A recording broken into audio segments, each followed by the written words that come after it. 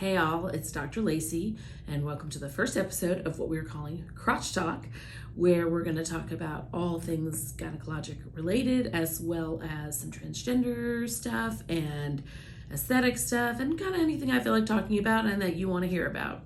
So today we're going to talk about hormones, and the reason why is because this is one of the biggest issues that I deal with in my practice.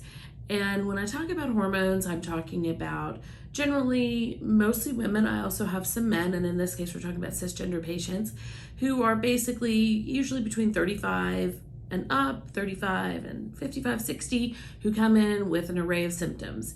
And usually the symptoms range from night sweats, sleep disturbance, hot flashes, fatigue, weight gain, decreased libido, poor energy, brain fog, very big one, joint pain, decreased strength, vaginal dryness. So there's a whole range of different symptoms that people may develop.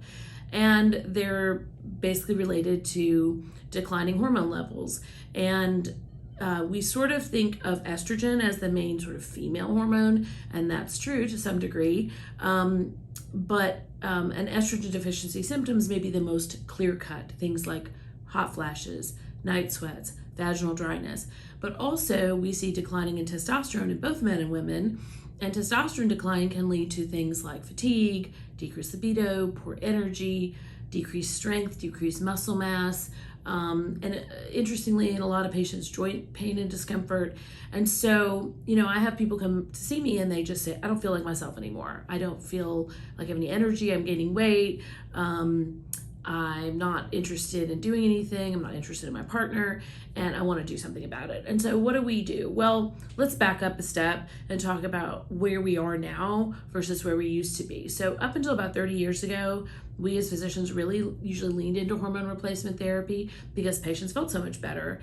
And then there was a big study called the Women's Health Initiative study, which was an excellent study. It was big. It looked at a lot of women, and what they looked at was whether taking hormones overall had health benefits. It wasn't talking about symptom management.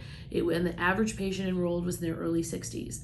And what that study showed us is in one group, which was the patients who took estrogen and progesterone, and I will come back to that, we had a slightly increased overall risk versus benefit. The estrogen only group did not see the same thing. And the reason that we have patients take progesterone is if they have a uterus, we need to balance the estrogen effect with progesterone to prevent development of endometrial abnormalities or uterine cancers. And so that study kind of hit the press, and it really got turned into more than it was. It was a great study. What it said to us is, well, based on that study at that time with those hormones, the overall risk slightly outweighed the benefit. And the risk was a slight increase in cardiovascular risk, blood clots, deep vein thrombosis, and a very slight risk increase in breast cancer with long-term hormone use, more than 5 years of use. Reduction in hip fractures, reduction in colon cancer. There's some discussion about maybe improvement in Alzheimer's, although that wasn't completely clear. And because of that, it hit the press. It was a big study, and all of a sudden the conception became hormones cause cancer, and you should only take a very small amount for the shortest time possible. That was the recommendation. And really, I think it did a huge disservice to a lot of people because most patients can take hormone replacement very safely and very successfully.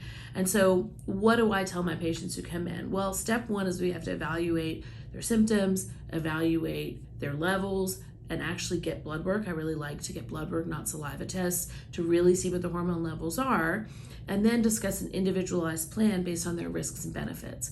And the breast cancer risk is a scary one. I understand that 100%. But every study, if you take them all and mash them all together, and there are people that do this with statistical analysis, shows the death rate from breast cancer actually does not go up, even with estrogen and progesterone. And so what I tell my patients is we have to look at your risks and benefits. We have to make a good decision. But if you're not feeling like yourself, you have no energy, you don't want to do anything, you can't sleep, then maybe we need to address this. One other issue that I've always found very frustrating is there's a lot of studies about sleep. Sleep is really important for weight management. It's important for your heart. And we have patients, I have lots of patients who cannot sleep. They take Ambien, they take Lunesta, they take other sleep aids, melatonin, and none of it's working. And I give them some hormone replacement therapy, they sleep great. So I think that we have to be more nuanced in our understanding. And what I really like to do is sit down, have a good conversation, figure out where you are, discuss your risks and benefits. But the main take home is don't be afraid of hormones. You've had them most of your life, and they're not good or bad, they're just hormones, and we can figure out if hormone replacement might be great for you.